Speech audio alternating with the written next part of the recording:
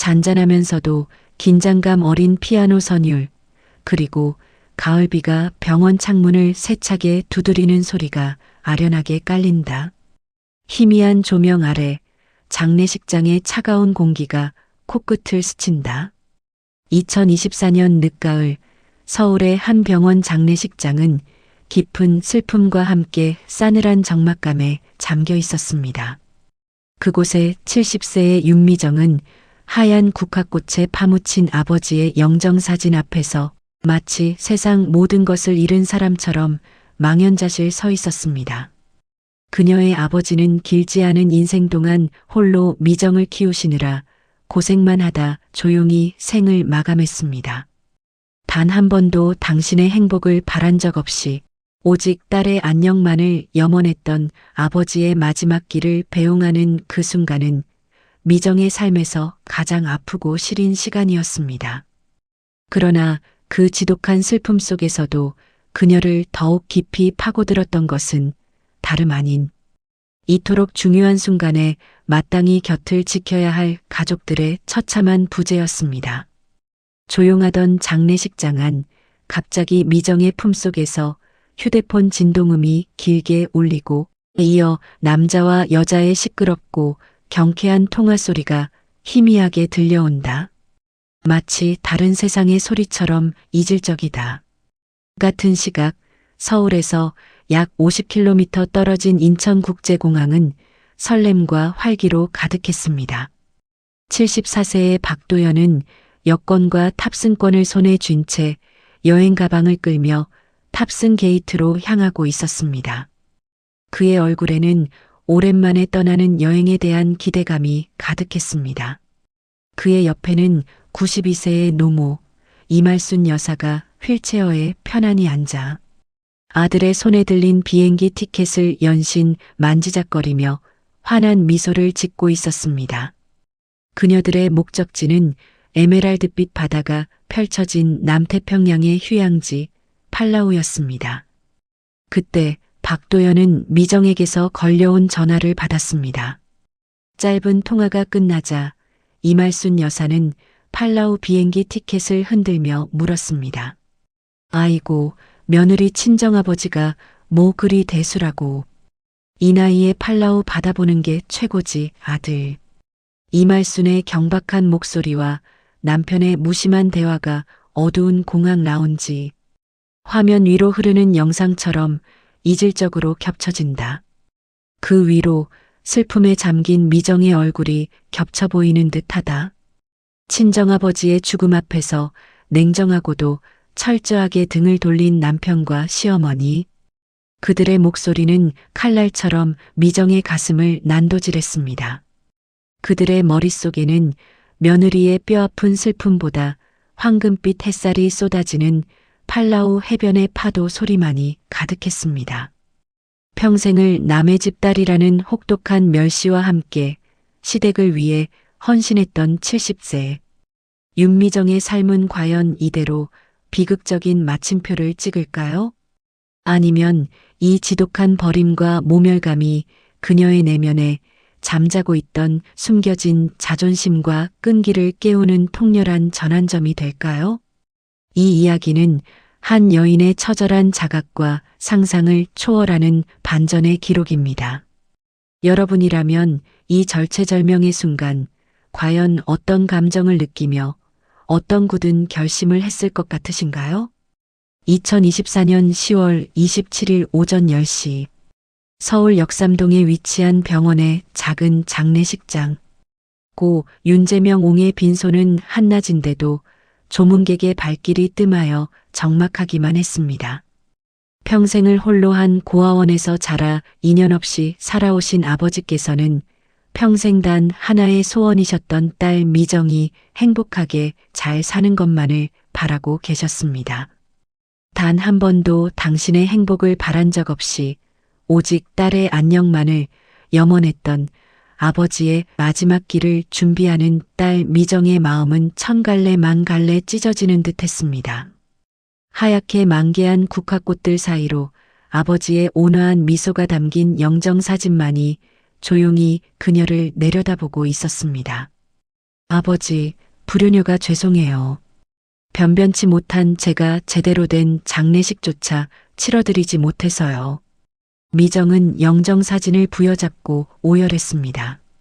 그녀의 어깨는 슬픔에 한없이 떨리고 있었습니다. 미정은 25살이 되던 해인 1980년 지금의 남편 박도현 씨와 결혼했습니다.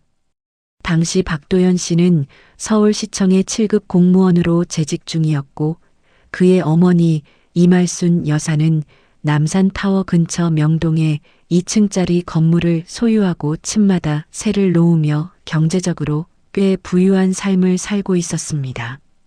당시 보육원에서 갓사회 생활을 시작했던 고졸 출신 미정에게 박도현 씨와의 결혼은 그야말로 신분 상승을 의미했습니다.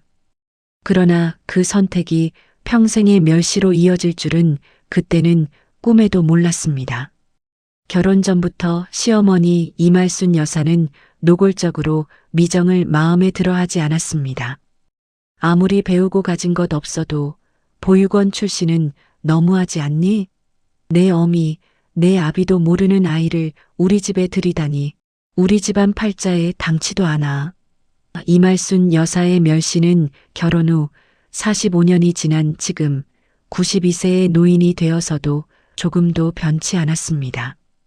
오히려 그 멸시는 시간이 갈수록 더 날카로워졌고 미정의 삶을 옥죄는 거대한 사슬이 되었습니다. 남편 박도현 씨는 어머니의 뜻을 거역하는 법이 없었습니다. 그는 늘 어머니는 뼈대 있는 집안분이시니 저런 말씀이 입에 붙으셨다. 어머니 고유의 표현 방식이니 내가 이해하고 받아들여야 한다며 미정을 달래기보다는 언제나 시어머니의 편을 들기 일쑤였습니다. 미정은 결혼 45년 차인 70세가 될 때까지 시어머니와 남편의 멸시 속에서 마치 투명인간처럼 혹은 저택의 가구처럼 존재감을 지워야 했습니다.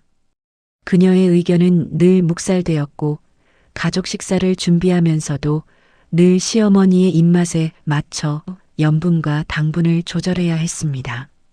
그렇게 시댁 식구들의 그림자처럼 살아야 했던 미정에게 유일한 안식처는 보육원을 나와 작은 사진관을 운영하시던 친정아버지였습니다.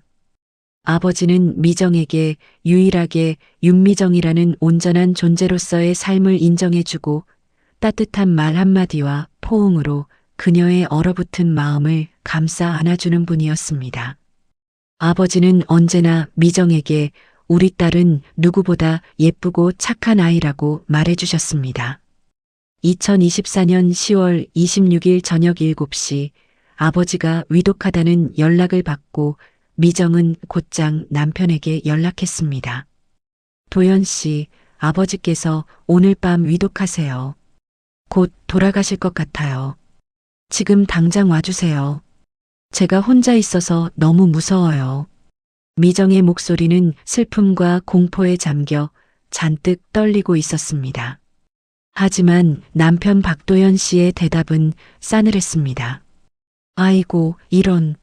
하필이면 우리가 어머니 모시고 팔라우로 떠나는 날에 어머니 건강이 갑자기 너무 안 좋아지셔서 의사가 따뜻한 곳에서 요양하라고 해서 급하게 오늘 새벽 비행기로 끊었는데 혜진이도 해외에 있어서 못 오고. 어쩌겠어. 당신이 혼자 좀 잘 치러봐.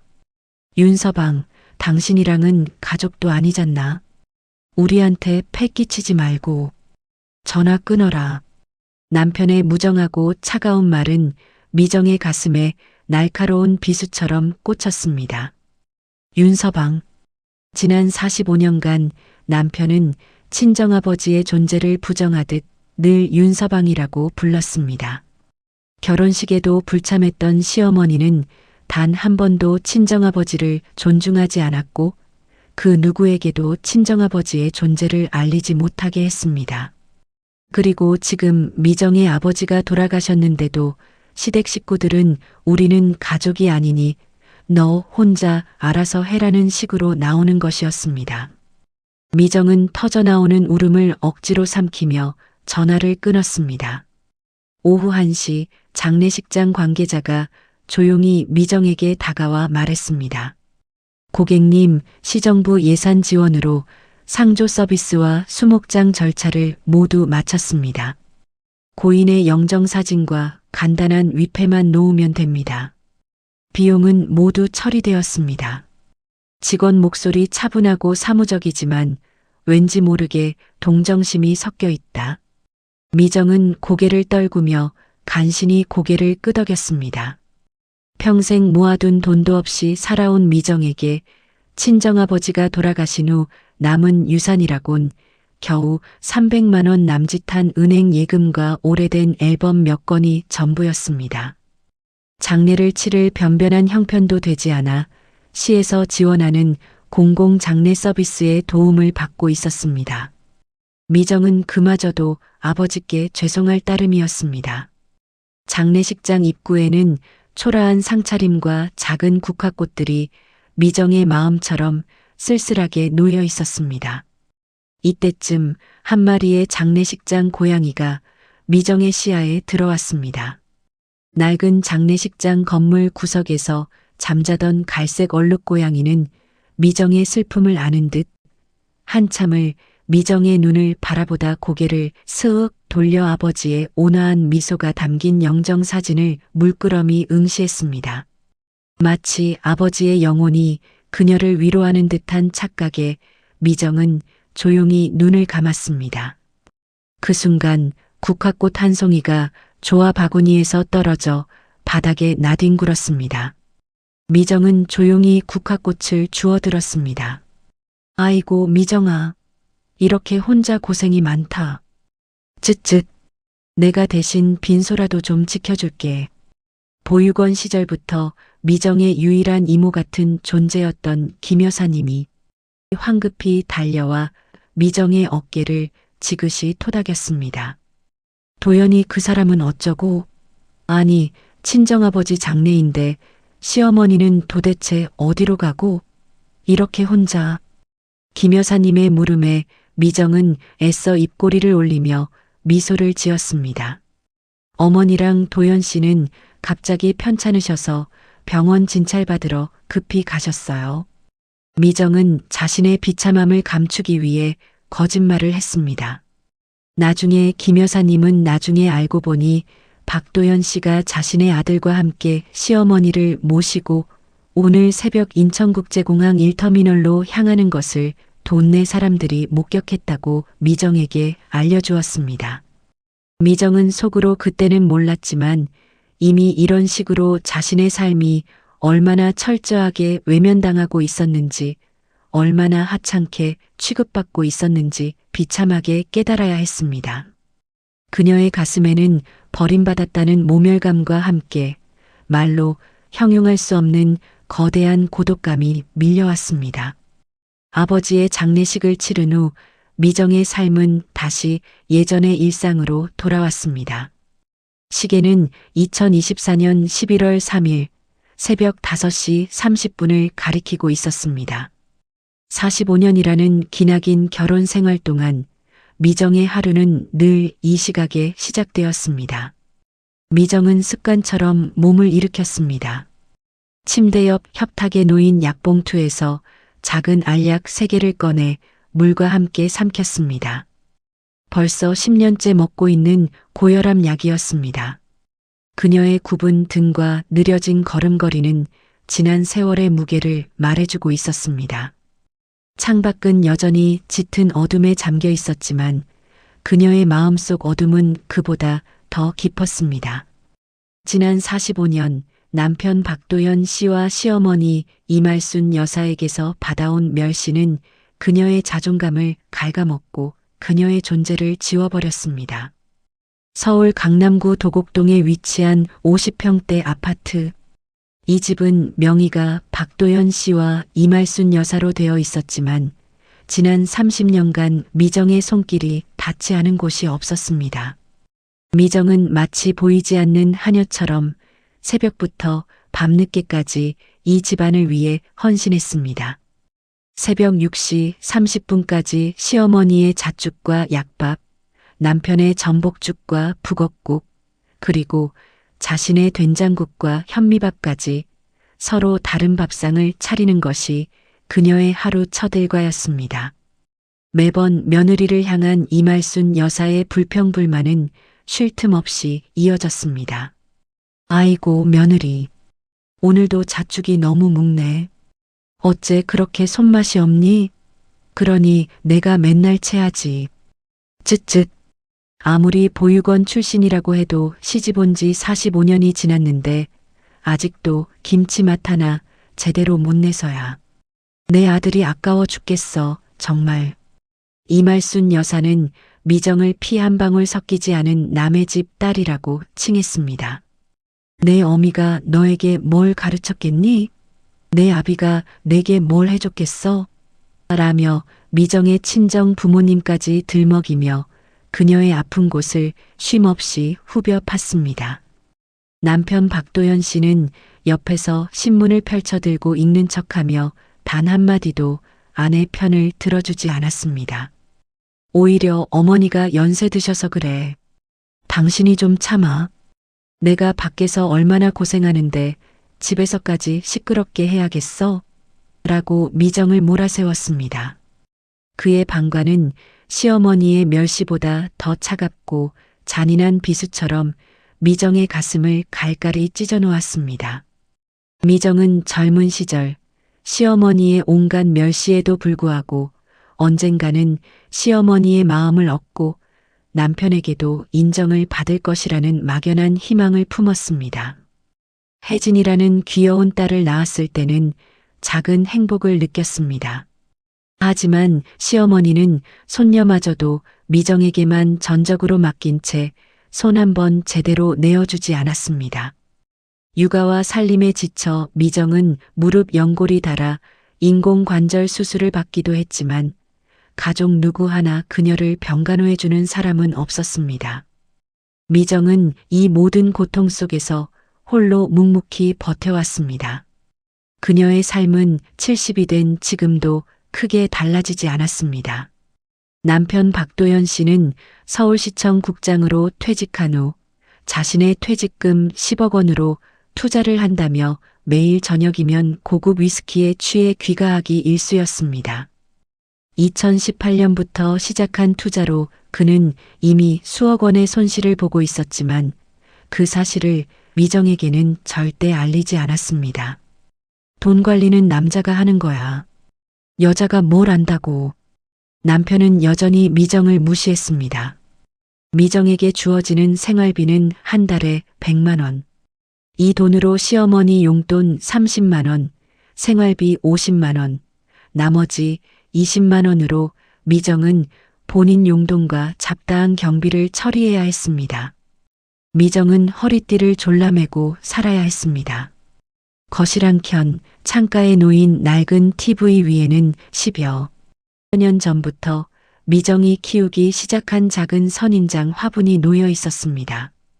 이 작은 선인장은 미정의 유일한 친구이자 안식처였습니다.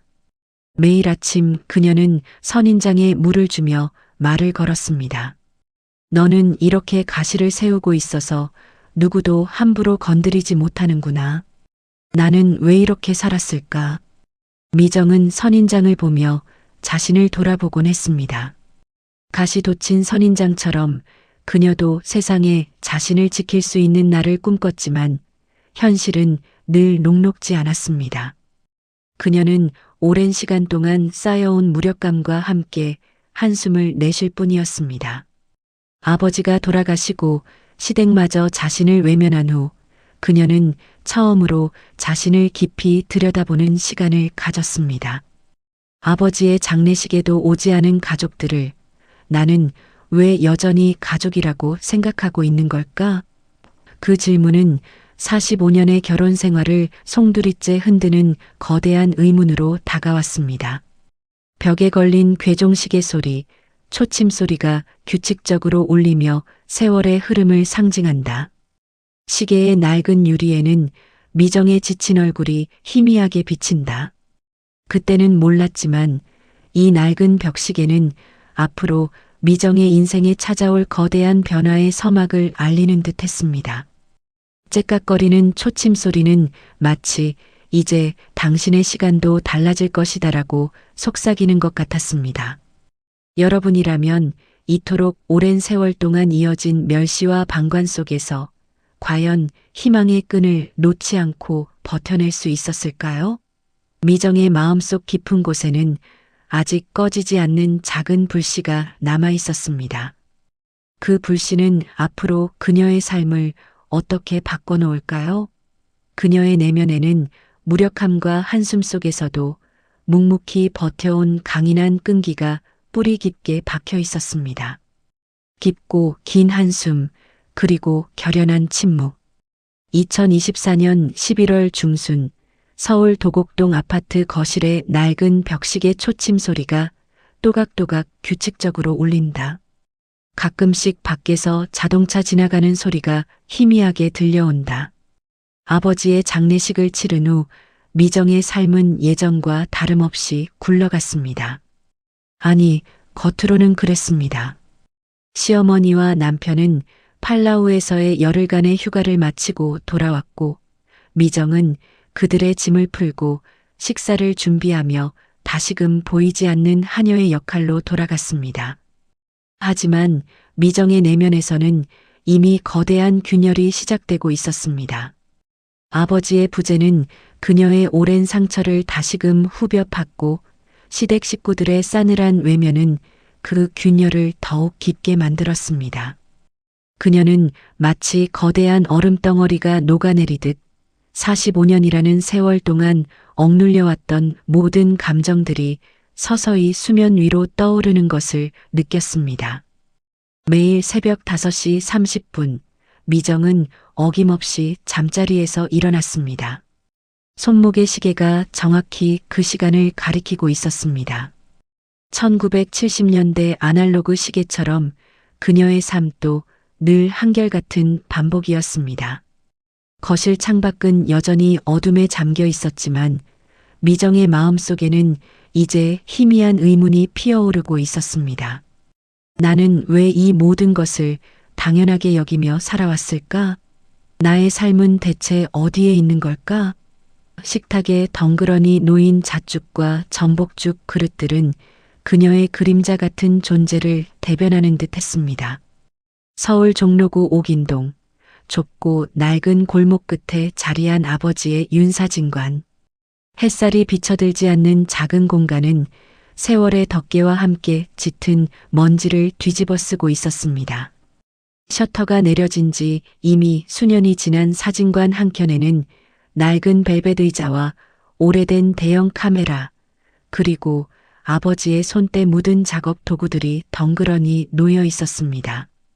카메라 렌즈에는 뿌연 먼지가 내려앉아 마치 지난 세월의 모든 풍경을 흐릿하게 담아내는 듯 했습니다. 2024년 11월 10일 월요일 아침 우편물 하나가 낡은 우편함 속으로 툭 하고 떨어졌습니다. 붉은색 글씨로 법률사무소 진실이라고 적힌 봉투였습니다. 주소는 고 윤재명 옹귀하. 그리고 수신인 옆에는 작게 대리인 윤미정이라고 쓰여 있었습니다. 미정은 며칠 후 2024년 11월 12일 화요일 오전 10시에 우편함에서 그 편지를 발견했습니다. 처음에는 무슨 홍보물인가 싶어 무심히 뜯어보았습니다. 그러나 편지의 내용은 미정의 심장을 단단히 옥죄는 듯 했습니다. 고 윤재명 옹의 유산 상속과 관련하여 알려드립니다. 법무법인 진실의 박준영 변호사입니다. 고인께서는 1985년 5월 8일자 유언 공정증서를 통해 본 법무법인의 재산 상속 관련 절차를 위임하셨습니다. 자세한 내용은 11월 17일 월요일 오전 11시 본 법무법인 사무실에서 직접 설명드리겠습니다. 미정은 편지를 읽는 순간 손이 떨려왔습니다. 유산 상속? 아버지에게 무슨 유산이? 평생을 가난하게 살아왔고 죽는 순간까지 통장 잔고 300만 원이 전부였던 아버지에게 과연 유산이 있을 리 만무했습니다. 미정은 아버지가 혹시 큰 빚을 남긴 것은 아닌가 하는 불길한 의심에 휩싸였습니다. 그때는 몰랐지만 아버지가 홀로 감당해왔던 삶의 깊이와 무게가 얼마나 거대했는지를 그녀는 그때까지 상상조차 하지 못했습니다. 어린 시절 혜진이 5살 되던 1985년 여름, 미정은 딸 혜진을 데리고 친정아버지의 낡은 사진관을 찾았습니다.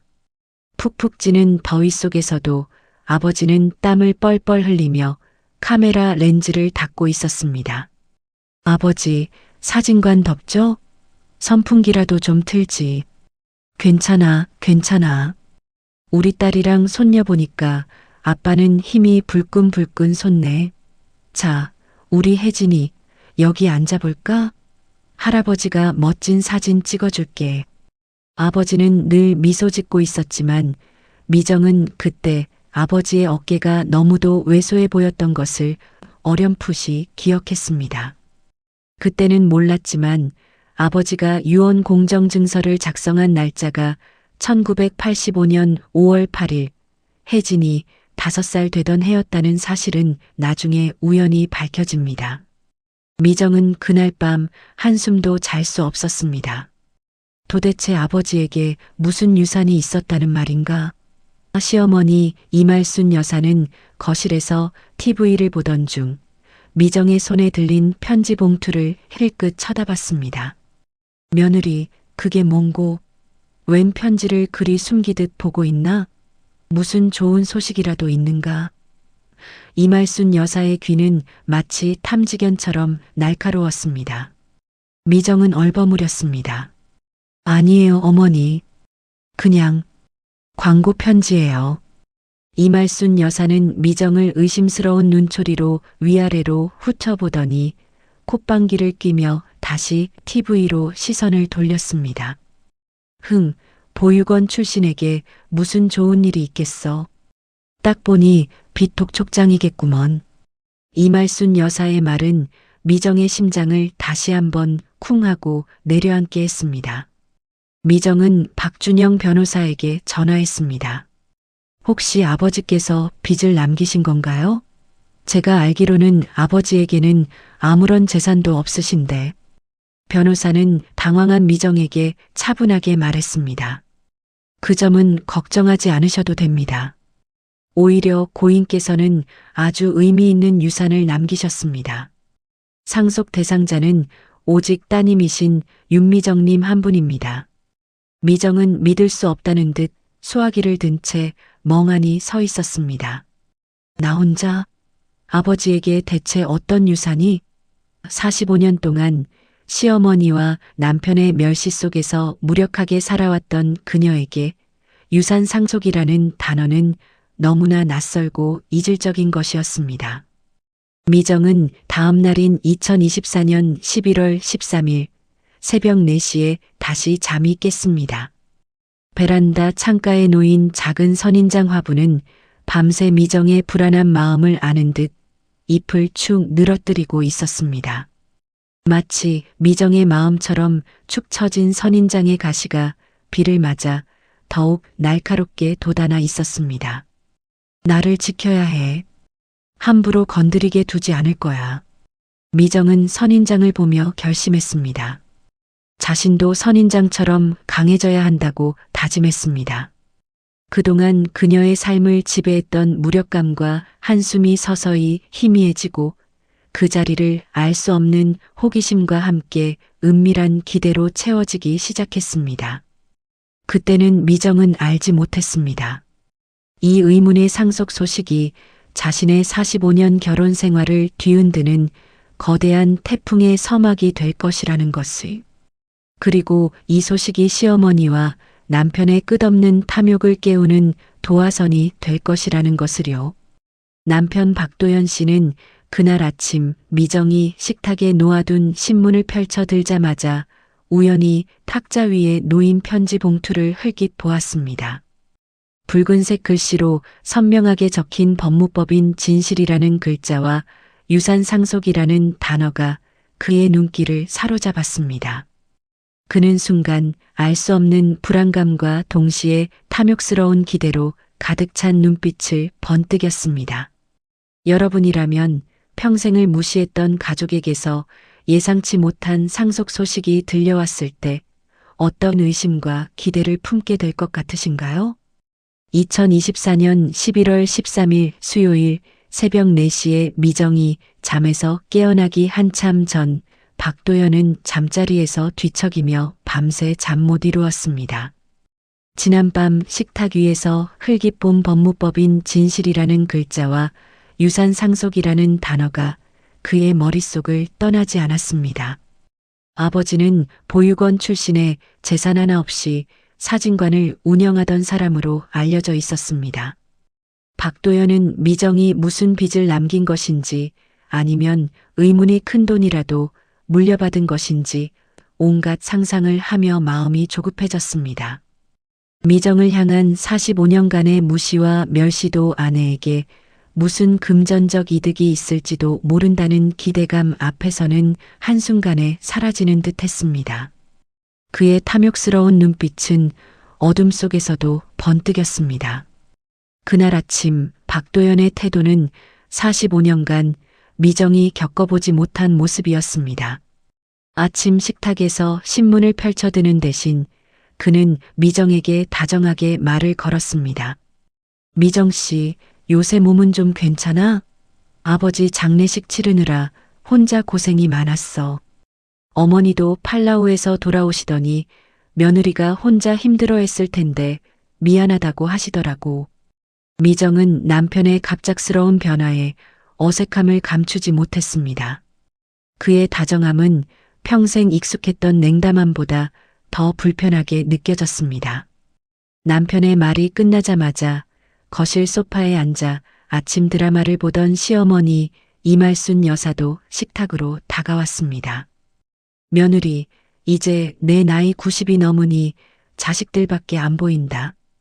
옛날엔 내가 참 말도 막 하고 그랬는데 미안하다. 이젠 철이 들었나 보다. 어제 저녁엔 잠이 오질 않아 며느리 생각만 나더구나. 시어머니의 말은 미정의 귓가에는 들리지 않았습니다. 45년 동안 보육원 출신 계집애라고 온갖 멸시와 구박을 퍼부었던 시어머니의 입에서 나온 미안하다는 단어는 마치 독이 든 사탕처럼 달콤하지만 위험하게 느껴졌습니다. 미정은 이들의 갑작스러운 변화가 무엇을 의미하는지 어렴풋이 짐작했지만 정확한 이유를 알 수 없어 불안했습니다. 그때는 몰랐지만 이들의 가식적인 태도가 그녀를 상대로 한 거대한 계략의 시작이라는 것을 2024년 11월 17일 월요일 오전 11시 미정은 박도현과 이말순 여사와 함께 법무법인 진실의 박준영 변호사 사무실을 찾았습니다. 서울 서초동 대로변에 위치한 고층 빌딩 12층에 자리한 법무법인은 미정이 이제껏 겪어본 적 없는 낯선 분위기를 풍겼습니다. 대리석으로 마감된 복도와 중후한 사무실 문을 열고 들어가자 깔끔한 정장 차림의 박준영 변호사가 차분한 얼굴로 그들을 맞았습니다. 박준영 변호사는 조용히 아버지 윤재명 옹이 남긴 유언 공정증서를 꺼내 읽기 시작했습니다. 내용은 미정의 상상을 훨씬 뛰어넘는 것이었습니다. 1985년 혜진이 5살 되던 해에 작성된 그 유언 공정증서에는 윤재명 옹이 살아생전 익명으로 부동산 투자에 참여하여 축적한 자산에 대한 내용이 상세히 담겨 있었습니다. 30년이 지난 지금 그 자산은 약 300억 원에 달하는 규모였습니다.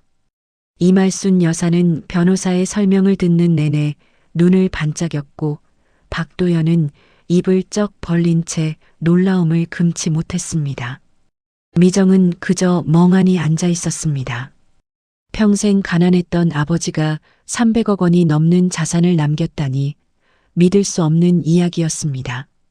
하지만 유산 상속의 구체적인 내용은 아직 명확하게 공개되지 않았습니다.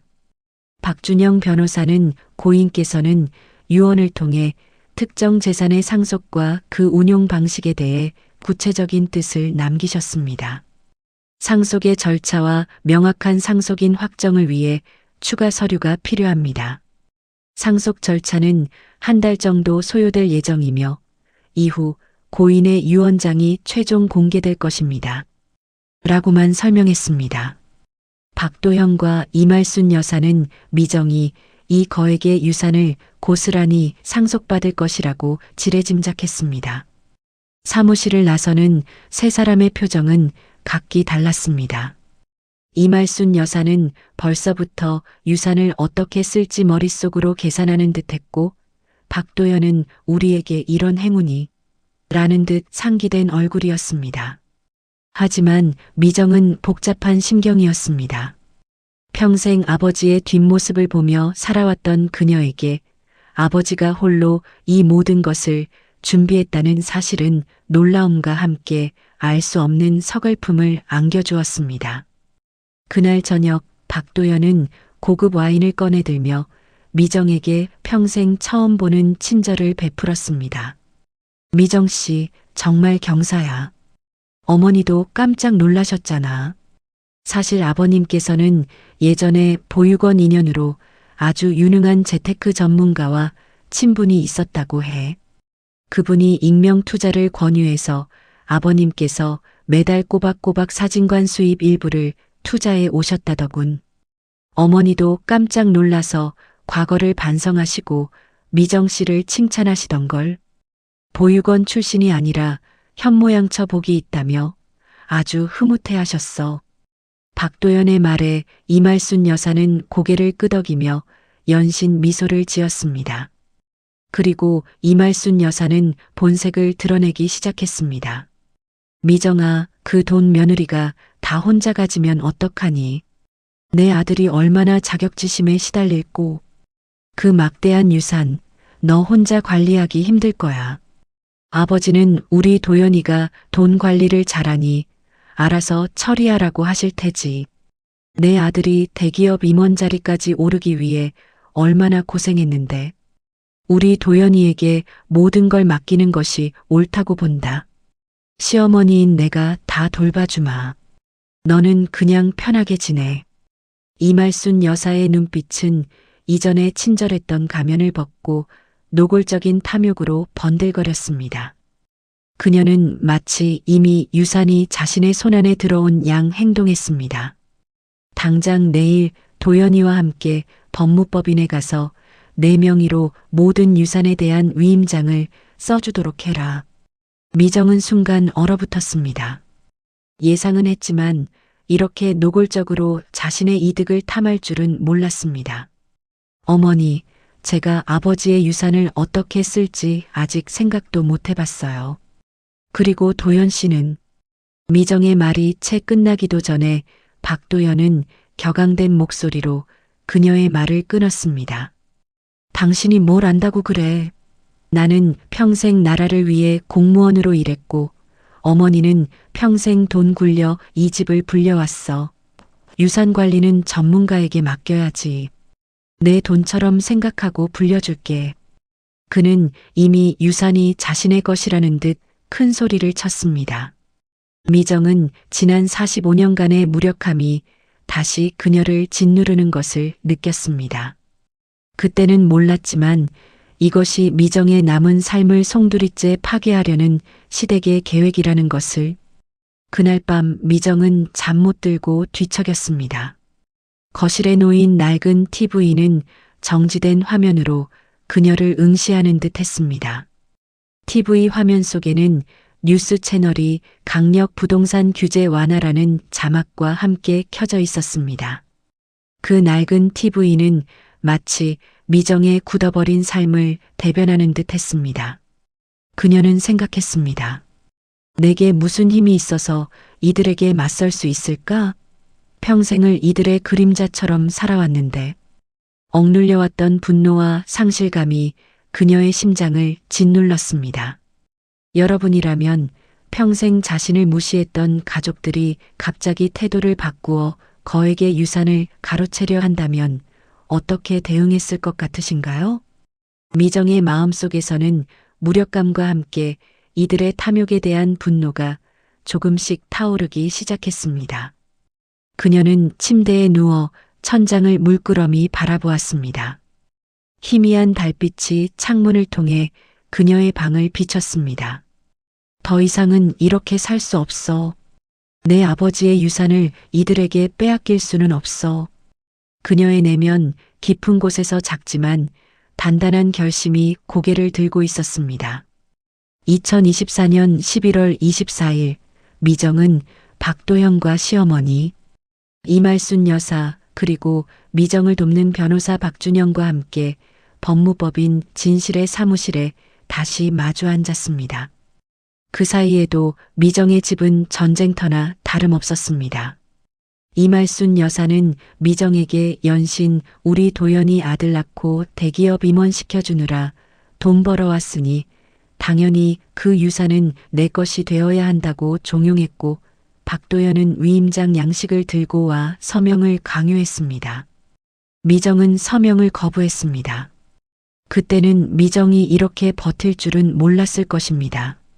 남편과 시어머니는 매일 밤 우리를 그렇게 무시하니? 내가 보육원 출신이라 아무것도 없는 천한 몸주제에 감히 어디서 내 어미 없는 아버지가 남긴 더러운 돈을 탐내 라며 미정을 비난하고 모욕했습니다.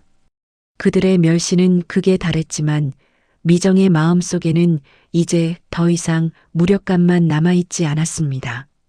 그들의 모멸적인 말은 오히려 미정의 굳은 결심을 더욱 단단하게 만들었습니다. 그녀는 아버지의 유산을 탐욕스러운 그들에게 빼앗길 수 없다고 스스로에게 되뇌었습니다.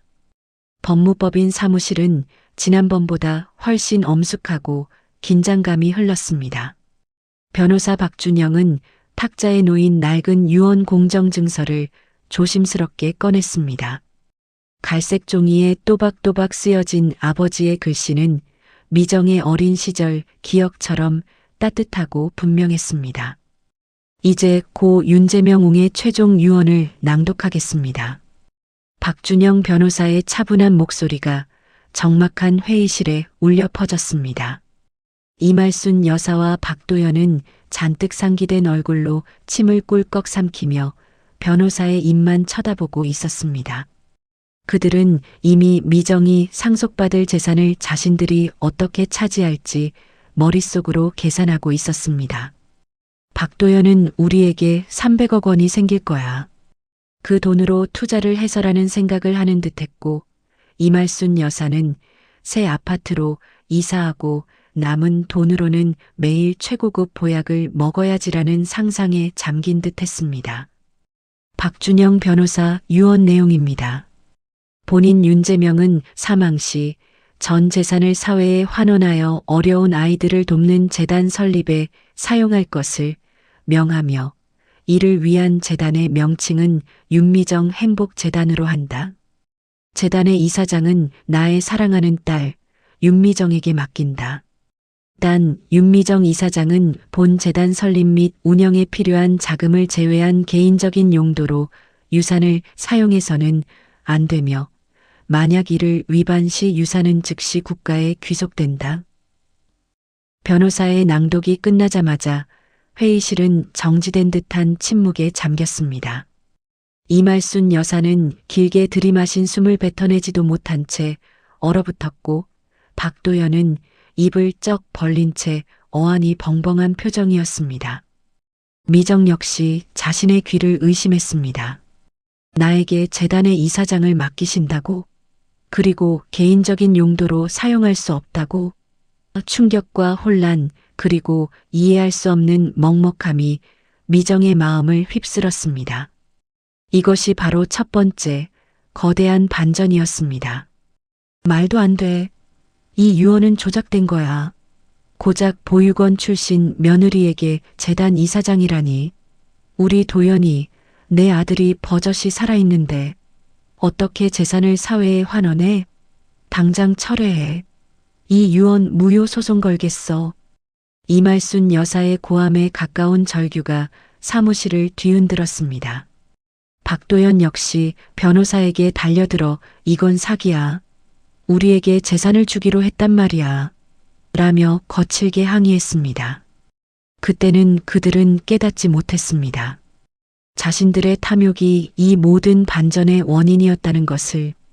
하지만 박준영 변호사는 침착하게 유언 공정증서의 법적 효력을 설명했습니다. 이 유언장은 1985년 5월 8일 고인께서 직접 자필로 작성하시고 공증인의 입회하에 완벽하게 공증 절차를 거쳤습니다. 어떠한 법적 문제도 없습니다. 오히려 고인께서는 딸 윤미정 씨가 이 유산을 받으면 사돈댁에게 모두 빼앗길 것을 우려하여 이러한 조건을 걸어두신 것으로 판단됩니다. 변호사의 말은 시어머니와 남편의 입을 틀어막기에 충분했습니다. 이 유언장은 단순한 유산 상속을 넘어 아버지가 딸 미정에게 남긴 삶의 지침이자 새로운 시작을 위한 선물이었던 것입니다. 300억 원이라는 막대한 재산이 윤미정 행복재단이라는 이름으로 미정의 손에 넘어온 것입니다. 미정의 아버지 윤재명옹은 일생을 사회에 환원하며 살았고 그의 딸 또한 그렇게 살아가길 바랐던 것입니다. 미정은 순간 혜진이 5살 되던 해 아버지 사진관을 찾았을 때의 기억이 파노라마처럼 스쳐 지나갔습니다. 그날 아버지는 미정에게 물었습니다. 미정아, 만약 내가 아주 많은 돈을 갖게 되면 뭘 하고 싶니? 미정은 당시에는 얼떨떨해서 글쎄요. 아버지 그냥 맛있는 것 많이 사 먹고 좋은 옷 사 입을래요라고 대답했습니다. 아버지는 그때 빙긋이 웃으며 그래, 그럼 좋겠다. 하지만 아빠는 우리 미정이 행복해지는 가장 좋은 방법은 내 주변의 어려운 사람들을 돕는 것이라고 생각해. 사랑을 나누는 것이 진정한 행복이라고. 아버지는 그때 이미 미정의 미래를 그리고 그녀가 행복해질 길을 제시하고 있었던 것입니다. 그때는 몰랐지만 아버지는 이미 그때부터 딸을 위한 거대한 그림을 그리고 있었던 것입니다. 법무법인 사무실의 창밖으로 쨍한 햇살이 쏟아져 들어왔습니다. 미정은 창밖을 응시했습니다. 서초동 대로변의 복잡한 차량들이 바쁘게 움직였습니다. 그동안 잿빛이었던 미정의 세상에 이제야 찬란한 색깔이 덧이 펴지는 듯 했습니다. 윤미정 행복재단. 자신의 이름이 박힌 재단이라니. 믿을 수 없었지만 그 이름 속에서 미정은 아버지의 따뜻한 사랑과 동시에 자신을 향한 깊은 신뢰를 느꼈습니다. 그리고 그 순간 그녀의 내면에서는 무력감이 아닌 생전 처음 느껴보는 강력한 희망과 함께 자신이 무언가 큰일을 할 수 있다는 벅찬 기대감이 솟아났습니다. 이말순 여사와 박도연은 유산의 개인적 사용이 제한된다는 변호사의 말에 또 다른 탐욕을 드러냈습니다. 재단을 만들면 우리 아들이 재단 이사로 들어가야지. 재단을 운영하려면 운영 자금이 필요할 텐데 그럼 우리가 관리를 맡아야 한다며 그들은 재단 운영권마저도 자신들의 손아귀에 넣으려는 추악한 계획을 세우기 시작했습니다. 그들의 탐욕은 끝이 없었습니다. 미정은 그들의 추악한 속삭임을 들으며 조용히 고개를 들었습니다. 그녀의 눈빛에는 더 이상 무력함이나 슬픔이 없었습니다. 대신 45년간 쌓여온 멸시에 대한 분노와 함께 아버지의 유지를 지키겠다는 굳은 결의가 서려 있었습니다. 회의실 탁자 위에 놓인 낡은 볼펜 하나가 미정의 시야에 들어왔습니다. 박준영 변호사가 서류에 서명할 때 사용했던 몽블랑 만년필이었습니다. 그때는 미정이 이 몽블랑 만년필처럼 단단하고 날카롭게 자신의 삶을 개척해 나가리라는 것을 아무도 예상하지 못했습니다. 특히 시어머니 이말순 여사와 남편 박도연 씨는 이 유산이 자신들에게 돌아오지 않는 것을 인정할 수 없었습니다. 그들은 자신들의 탐욕과 분노를 감추지 못하고 미정을 압박할 새로운 방법을 모색하기 시작했습니다. 미정은 변호사에게 조용히 물었습니다. 변호사님, 재단 이사장이 된다는 것이 정확히 어떤 의미인가요? 제가 할 수 있을까요? 그녀의 목소리는 조심스러웠지만 그 속에는 이제껏 들어보지 못한 단단함이 배어 있었습니다.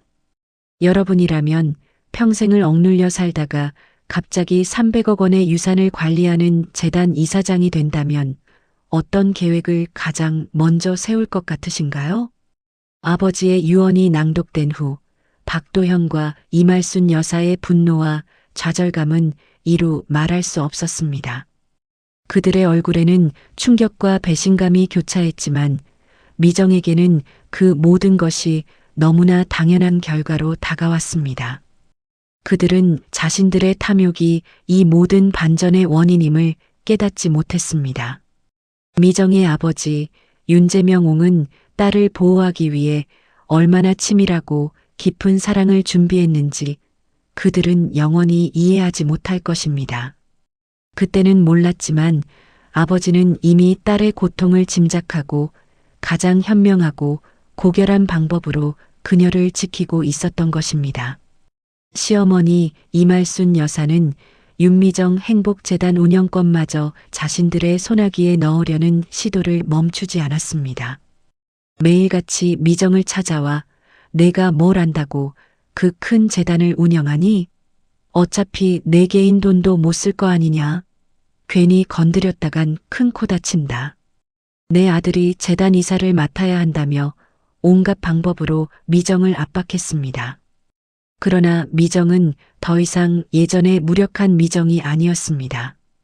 그녀는 아버지의 유지를 지키기 위해 박준영 변호사와 함께 재단 설립 절차를 묵묵히 진행해 나갔습니다.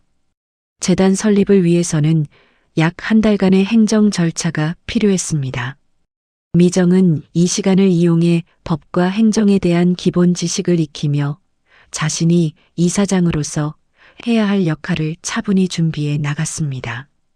그녀의 마음속에는 이제 무력감 대신 강한 책임감과 사명감이 자리 잡기 시작했습니다. 한편 남편 박도연의 상황은 급격히 악화되고 있었습니다. 윤미정 행복재단의 자산 300억 원을 자신의 투자금으로 사용할 수 없게 되자 그의 탐욕과 조급함은 극에 달했습니다. 2024년 12월부터 그는 그동안 모아두었던 퇴직금 10억 원마저 고위험 주식과 코인 투자에 모두 쏟아부었습니다. 박도연은 매일 밤 다음 달이면 3배로 불어날 거야. 그러면 미정이 그 재단보다 훨씬 더 큰 부자가 될 수 있어. 라고 중얼거렸습니다. 그러나 세상은 그의 뜻대로 움직이지 않았습니다. 미정의 아버지 장례식에 참석하지 않고 팔라우로 떠났던 2024년 10월 이후 그의 투자 계좌는 눈덩이처럼 불어나는 손실로 가득했습니다. 연이어 터지는 악재들로 인해 한 달 만에 그의 퇴직금 계좌는 원금의 70%가 증발하여 3억 원밖에 남지 않았습니다. 박도연은 손실을 만회하기 위해 사설 대부업체에까지 손을 뻗쳤습니다. 2024년 12월 10일 그는 서울 송파구에 위치한 한 대부업체에서 연이율 30%에 달하는 5억 원의 사채를 빌렸습니다. 이율은 한 달에만 1,250만 원이라는 살인적인 수준이었습니다. 그는 빌린 돈마저 무리한 투자에 쏟아부었고 결국 그마저도 모조리 잃고 말았습니다. 순식간에 그는 퇴직금 10억 원과 5억 원의 사채까지 총 15억 원에 달하는 빚더미에 앉게 되었습니다. 집에는 매일같이 빚 독촉 전화가 빗발쳤고 등기로 날아오는 내용 증명은 집안 곳곳에 쌓여갔습니다. 박도연은 결국 빚을 감당하지 못해 자기가 살고 있는 강남구 도곡동의 50평대 아파트 명의를 이말순 여사의 동생에게로 급하게 변경했습니다. 하지만 이미 늦은 일이었습니다. 채무 불이행으로 인해 그의 모든 재산은 가압류되었고 박도연은 순식간에 신용불량자가 되었습니다. 그때는 몰랐지만 박도연이 빚더미에 앉자 시어머니 이말순 여사에게도 위기가 닥쳤습니다. 박도연의 이름으로 되어 있던 도곡동 아파트는 이미 가압류 통보가 왔고 이말순 여사가 보유하고 있던 명동의 2층 상가 건물은 1990년대부터 이미 아들 박도연의 이름으로 은행 대출을 받아 유지되고 있었습니다. 아들이 신용불량자가 되자 은행에서는 대출금을 회수하겠다고 통보해 왔습니다.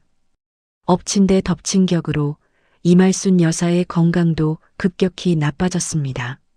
팔라우 여행을 다녀온 후 급격한 기후 변화와 과로 탓인지 그녀는 만성 신부전증이 악화되어 2025년 1월부터 매주 3번씩 신장 투석을 받아야만 했습니다.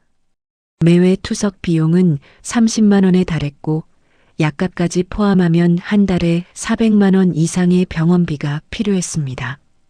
평생을 재산을 자랑하며 살았지만 그녀의 자산은 이제 더 이상 돈을 불리는 용도로만 쓰일 수 없었습니다. 매달 막대한 금액의 병원비와 생활비, 그리고 아들의 빚을 해결하기 위한 자금으로 빠르게 소진되어 갔습니다. 이말순 여사는 그제야 현실을 직시했습니다. 미정은 이 모든 과정을 담담하게 지켜봤습니다. 45년간 자신을 멸시했던 시어머니와 자신을 외면했던 남편의 몰락은 분명 통쾌한 부분이 있었습니다. 그들은 과거의 자신을 마주하고 그 대가를 치르고 있는 것입니다. 하지만 동시에 미정의 마음 한켠에는 알 수 없는 연민과 함께 인생의 덧없음에 대한 씁쓸함이 스쳐 지나갔습니다. 그때는 몰랐지만 아버지 윤재명 옹이 남겨준 유언의 진정한 의미는 단순히 재산을 물려주는 것을 넘어 딸 미정에게 자신의 존엄을 되찾고 더 큰 세상을 위해 쓰이도록 하는 것이었음을 미정은 비로소 깨달았습니다. 시어머니 이말순 여사가 누워있는 침대 옆 협탁에는 수북이 쌓인 약봉투가 놓여 있었습니다. 약봉투에 적힌 그녀의 이름 이말순 92세 옆에는 만성신부전, 고혈압, 당뇨라는 글자들이 가득했습니다. 약봉투 너머로 병실 창문이 보였습니다. 창문에는 지난날의 화려한 풍경 대신 잿빛 하늘과 삭막한 아파트 단지가 펼쳐져 있었습니다. 이말순 여사는 거친 숨을 몰아쉬며 병실 천장을 응시했습니다. 그녀의 얼굴에는 지난날의 오만함 대신 깊은 회한과 고독감만이 가득했습니다. 여러분이라면 평생 자신을 괴롭혔던 가족이 몰락하는 모습을 보면서 어떤 감정을 느꼈을 것 같으신가요? 단순한 통쾌함일까요? 아니면 씁쓸한 연민일까요? 미정은 아버지의 유지를 따라 자신의 삶을 새롭게 설계하기로 결심했습니다. 그리고 그때 미정은 알았습니다. 진정한 복수는 그들을 벌주는 것이 아니라 자신이 행복해지는 것이라는 것을. 그녀의 마음속에는 이제 새로운 희망이 피어나고 있었습니다. 2025년 봄, 윤미정의 삶은 지난 겨울의 혹독한 시련을 딛고 예상치 못한 방향으로 흘러가고 있었습니다. 남편 박도연은 투자 실패로 빚더미에 앉아 신용불량자가 되었고 시어머니 이말순 여사는 만성신부전증 악화로 요양병원 신세를 지게 되었습니다. 그들의 몰락은 미정에게 45년간 억압받았던 분노에 대한 통쾌함을 주었지만 동시에 오랜 세월 얽혔던 관계의 덧없음과 인간적인 씁쓸함을 보여주었습니다. 미정은 이제 아버지 윤재명 옹의 뜻을 이어 윤미정 행복재단 설립에 전념했습니다. 박준영 변호사의 도움을 받아 재단 사무실을 서울 종로구 해화동에 마련하고 첫 사업으로 시니어 어르신 돌봄 사업과 청소년 멘토링 프로그램을 기획하는 등 바쁜 나날을 보냈습니다. 그녀의 손때 묻은 다이어리에는 매일매일 새로운 꿈과 사회에 대한 따뜻한 계획들이 빼곡히 적히기 시작했습니다. 그때는 몰랐지만 이 새로운 시작이 그녀의 마지막 남은 가족인 딸 혜진 45세과의 관계에도 새로운 전환점을 가져올 것이라는 것을. 2025년 3월 15일 오후 3시 20분 미정은 뜻밖의 전화를 받았습니다. 수화기 너머의 목소리는 너무나 반가운 혜진의 목소리였습니다. 엄마, 저 지금 인천국제공항 1터미널 도착했어요. 밴쿠버발 KE902편이었어요. 갑자기 한국에 오게 됐어요. 혜진은 5년 전인 2021년 39살의 나이에 결혼 후 남편과 함께 캐나다 밴쿠버로 이민을 떠났었습니다. 남편의 직장 문제와 혜진 자신도 엄마의 그림자에서 벗어나 새로운 삶을 찾겠다며 떠난 유학이었습니다. 혜진은 그동안 1년에 한두 번 짧은 안부 전화만 했을 뿐이었습니다. 갑자기 혜진아, 무슨 일이라도 생겼니? 왜 연락도 없이? 미정은 놀라움과 반가움 그리고 알 수 없는 불안감에 목소리가 미세하게 떨렸습니다. 혜진은 결국 남편과 잦은 다툼 끝에 이혼했고 빈손으로 돌아온 것이었습니다. 미정은 딸에게 따뜻한 위로와 함께 자신의 보금자리에서 머무를 수 있도록 작은 방을 내어주었습니다. 혜진의 방 침대 머리맡에는 혜진이 어린 시절 가장 아끼던 낡은 그림책 한 권이 꽂혀 있었습니다. 행복한 나의 집이라는 제목의 그림책이었습니다. 딸 혜진이 돌아오자 미정은 그동안 시댁에서 겪었던 45년간의 서러움, 그리고 아버지의 유언, 재단 설립에 대한 모든 이야기를 조심스럽게 하지만 진솔하게 털어놓았습니다. 혜진은 엄마의 이야기를 듣는 내내 충격과 분노로 표정을 굳혔습니다. 그녀의 눈가에는 금세 붉은 기운이 돌기 시작했습니다. 세상에 엄마, 아빠랑 할머니가 어떻게 그럴 수 있어요? 이건 해도 너무한 거 아니에요. 혜진은 이성을 잃지 않으려 노력했지만 자신도 모르게 격분했습니다. 혜진은 곧바로 아버지 박도현과 할머니 이말순 여사에게 전화하여 격렬하게 항의했습니다. 아빠, 어떻게 그렇게 무책임할 수 있어요? 엄마가 평생을 아빠랑 할머니한테 멸시받으면서 살아왔는데 아빠는 도대체 뭘 한 거예요? 혜진의 목소리는 분노와 원망으로 떨렸습니다. 박도현은 혜진에게 내가 뭘 안다고 설치니? 여자는 조용히 남편 말이나 들으면 돼. 라고 역정을 냈고 이말순 여사는 어디서 감히 어른에게 따져. 나보다 내 애비가 더 불쌍하다며 그녀의 전형적인 고압적인 태도를 유지했습니다. 혜진은 엄마 미정이 평생을 이런 이기적이고 독선적인 사람들 틈에서 외롭게 살아왔다는 사실에 엄청난 분노와 함께 지독한 죄책감을 느꼈습니다. 그때는 몰랐지만 자신의 아니만을 핑계 삼아 엄마를 홀로 남겨두고 캐나다로 떠났던 지난 5년에 대한 뒤늦은 후회와 함께 엄마에게 너무나 큰 짐을 안겨주었다는 미안함이 그녀의 가슴을 아프게 짓눌렀습니다. 혜진은 미정을 돕기 위해 자신의 모든 능력을 총동원하여 직접 나섰습니다. 그녀는 캐나다에서 경영학을 전공하며 회계와 법률 관련 지식도 갖추고 있었습니다. 미정과 박준영 변호사의 재단 업무를 돕기 시작하면서 그녀는 과거 아버지 박도현의 재산 상황과 할머니 이말순 여사의 부동산 거래 내역 등을 다시 들여다보기 시작했습니다. 그녀는 컴퓨터에 앉아 방대한 자료들을 분석했습니다. 엄마 아빠가 예전에 부동산 투자 실패로 파산 신청했다고 했죠? 그런데 뭔가 이상해요. 아빠의 재산 흐름에 구멍이 너무 많아요.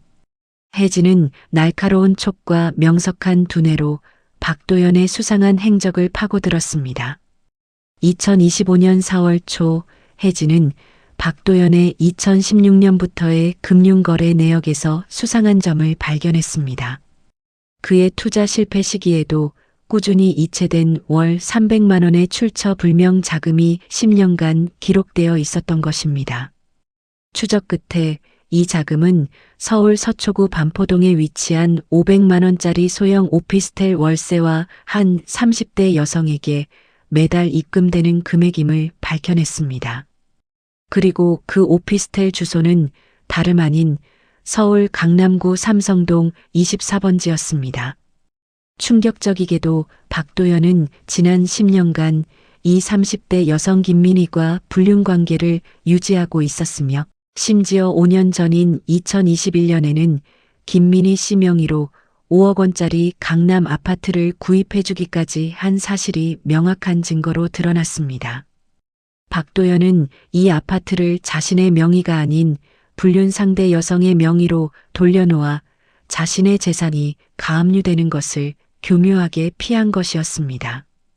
그때는 몰랐지만 남편 박도연의 잦은 지방 출장과 밤늦도록 이어지던 골프 모임, 그리고 주말마다 자신은 가족이 없다고 말하던 그의 행동은 추악한 불륜 관계를 위한 교묘한 위장이었습니다. 이 충격적인 사실을 알게 된 미정은 혜진의 손을 잡고 부들부들 떨었습니다. 지난 45년간의 결혼 생활이 한순간에 거대한 거짓과 배신으로 산산조각 나는 듯 했습니다. 혜진은 이 충격적인 증거를 들고 곧바로 이말순 여사가 입원해 있는 요양병원을 찾아갔습니다. 할머니, 아빠가 지난 10년 동안 바람 피우고 저 여자한테 5억 아파트까지 사준 거 아세요? 아빠 파산했다고 난리치더니 재산을 감춰놓고 있었다고요. 이말순 여사는 처음에는 무슨 말도 안 되는 소리냐 며 발끈했지만 혜진이 내민 박도연과 김민희 씨의 관계를 증명하는 증거 서류들과 사진들 앞에서는 끝내 말을 잇지 못했습니다. 이말순 여사는 박도연의 불륜 사실을 이미 5년 전부터 알고 있었습니다. 하지만 그녀는 자신의 아들의 위신과 유산을 지키기 위해 이 사실을 철저히 은폐해왔던 것입니다. 오히려 그녀는 혜진에게 내 엄마가 순종적이지 못해서 내 아빠가 바람을 피웠다며 혜진을 회유하고 자신의 편으로 설득하려 했습니다. 할머니, 도대체 어디까지 숨기고 엄마를 더 고통스럽게 하실 거예요? 45년 동안 이 집안에서 엄마가 당한 멸시도 모자라 아빠의 추악한 불륜까지 알면서도 숨기다니. 이런 거짓과 위선 위에 세워진 가족은 저한테도 아무 의미 없어요. 할머니에게도 아빠에게도 저는 더 이상 가족이라고 생각하지 않을 거예요. 혜진의 목소리는 단호했습니다. 그녀는 더 이상 과거의 나약하고 유약한 딸이 아니었습니다. 이 사실은 미정에게 크나큰 해방감을 주었습니다. 그때는 몰랐지만 이말순 여사가 박도연의 불륜 사실을 알고 있었다는 점은 미정의 무릎 인공관절 수술 시에도 미정을 병간호하지 않았던 진짜 이유를 명확히 설명해 주었습니다. 모든 퍼즐 조각들이 이제야 제자리를 찾아가는 순간이었습니다. 미정은 혜진의 손을 잡고 하염없이 눈물을 흘렸습니다. 고맙다, 혜진아. 엄마를 위해 이렇게까지 엄마에게 힘이 되어줘서 정말 고맙다. 그녀의 눈물은 슬픔이 아닌 오랜 시간 억눌려왔던 고통이 해소되는 해방감의 눈물이었습니다. 여러분이라면 오랫동안 자신을 무시하고 괴롭힌 가족들이 감춰왔던 더러운 비밀까지 알게 된다면, 그리고 자신의 딸이 모든 진실을 밝혀내며 자신의 편에 선다면 어떤 감정을 느끼고 어떤 선택을 하셨을까요? 미정과 혜진의 연대는 과거의 모든 속박을 끊어낼 거대한 불길이 되었습니다. 이제 이 모든 불의에 맞설 단단한 방패이자 날카로운 창이 된 것입니다. 미정의 삶에 진정한 정의의 시대가 도래하고 있었습니다. 미정은 더 이상 주저하지 않았습니다. 혜진과 박준영 변호사의 전폭적인 도움을 받아 2025년 5월 10일 서울가정법원에 박도연을 상대로 이혼 및 위자료 청구 소송을 제기했습니다. 혜진은 엄마를 위해 캐나다에서의 안정된 삶을 뒤로하고 귀국하여 박준영 변호사의 사무실에 취직하며 재단 설립과 이혼 소송 업무를 적극적으로 도왔습니다. 그녀의 명석함과 추진력은 미정에게 큰 힘이 되었습니다. 혜진은 박도연의 불륜 증거뿐 아니라 그가 과거 시어머니 이말순 여사의 명동상가 건물 대출 과정에서 시어머니의 서류를 위조하고 재산을 은닉한 정황까지 모두 파헤쳐 법원에 제출했습니다. 이 모든 증거들 앞에서 박도연은 더 이상 발뺌할 수 없었습니다. 그는 재산을 지키기 위해 교묘하게 파산 신청까지 했지만 이혼 소송 과정에서 불륜으로 인한 재산 은닉 사실이 명확하게 드러나면서 그의 파산 신청은 기각되었습니다. 2025년 7월 20일 법원은 윤미정의 이혼 청구를 인용하고 박도연에게 위자료 3억 원을 지급하고 그의 명의로 숨겨진 5억 원의 강남 아파트 중 절반인 2억 5천만 원을 미정에게 재산 분할하라는 판결을 내렸습니다. 평생을 남의 집 딸이라는 멸시 속에서 무시당했던 미정에게 이 판결은 단순한 금액을 넘어선 자존감과 정의의 승리였습니다. 미정은 지난 45년의 세월을 돈으로 환산받을 수 없다는 것을 잘 알았지만 이 판결은 그간의 고통에 대한 최소한의 보상과 함께 법이 그녀의 편에 서주었다는 강력한 증명이었습니다. 박도연은 모든 것을 잃었습니다. 그는 강남 아파트를 처분한 돈으로 빚을 갚고 남은 돈으로 작은 월세방으로 이사하여 홀로 쓸쓸한 노년을 보내게 되었습니다. 그가 평생 지키려 했던 체면은 산산조각 났고 그의 곁에는 아무도 남지 않았습니다. 시어머니 이말순 여사 역시 마찬가지였습니다. 그녀의 이름으로 된 명동의 2층 상가 건물은 박도연의 빚 때문에 경매로 넘어갔고 그녀의 신장 투석 비용과 요양병원비는 더 이상 박도연의 도움을 받을 수 없게 되었습니다. 요양병원의 의료 지원은 끊겼고 결국 그녀는 시에서 운영하는 가장 저렴한 공공요양원으로 옮겨져 말년을 보내야 했습니다. 지난날 미정에게 보육원 출신이라며 비난하고 돈 없이는 한평생 사람 대접도 받지 못할 것이라고 저주했던 그녀의 말은 결국 부메랑처럼 그녀 자신에게 되돌아왔습니다. 이것이 세 번째, 가장 통쾌한 반전이었습니다. 무시는 언젠가 반드시 대가로 돌아온다는 엄중한 교훈이었습니다. 2026년 5월 8일 윤미정은 72번째 생일을 맞아 윤미정 행복재단이 설립한 첫 번째 은빛 동행 복지센터의 개관식 테이프를 잘랐습니다. 서울 성동구에 위치한 이 복지센터는 미정이 이사장으로 있는 윤미정 행복재단에서 300억 원의 기금 중 100억 원을 들여 설립한 것입니다.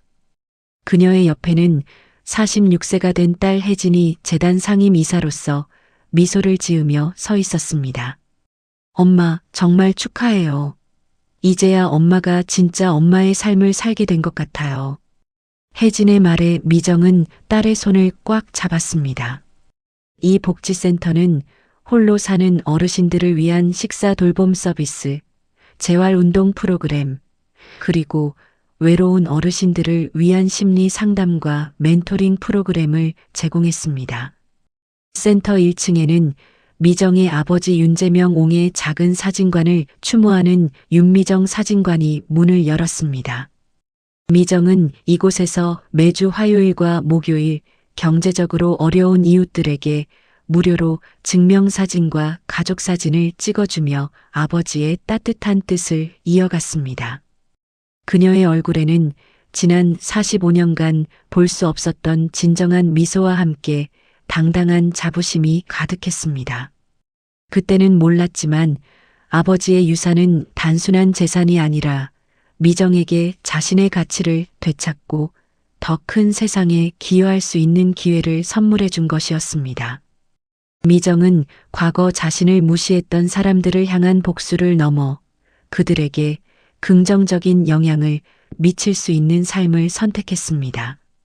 진정한 승리는 타인을 무너뜨리는 것이 아니라 스스로의 존엄을 지키고 더 나은 세상을 만드는 데 기여하는 것임을 그녀는 몸소 보여주었습니다. 복지센터의 통유리창 너머로 따뜻한 햇살이 쏟아져 들어왔습니다. 미정은 유리창에 비친 자신의 모습을 물끄러미 바라보았습니다. 70세라는 나이가 무색하게 그녀의 눈빛은 젊은 날보다 훨씬 더 강하고 빛나고 있었습니다. 그녀는 지난날 자신의 침대에 놓였던 낡은 시계를 떠올렸습니다. 그 낡은 시계가 이제야 새로운 시대를 가리키는 듯 했습니다. 가장 약해 보이는 사람이 결국 가장 강하다는 말이 맞는 것 같아요. 그리고 인생의 후반부에도 진짜 나답게 다시 시작할 수 있다는 것을 저는 제 삶으로 보여주고 싶었어요. 무시는 언젠가 반드시 대가로 돌아온다는 것도요. 저는 이제 제 이름으로, 제 뜻대로 제 인생을 살아갈 거예요. 그녀는 비로소 자신을 올감했던 모든 속박에서 벗어나 진정한 윤미정으로 거듭났습니다. 45년의 굴곡진 세월을 넘어선 그녀의 이야기는 고통 속에서도 희망을 잃지 않는 모든 이들에게 인생은 언제든 다시 시작할 수 있다는 용기와 감동을 전해줍니다. 여러분이라면 윤미정 씨처럼 늦은 나이에 진정한 자신을 찾아 인생 2막을 시작하게 된다면 가장 먼저 무엇을 하고 싶으신가요?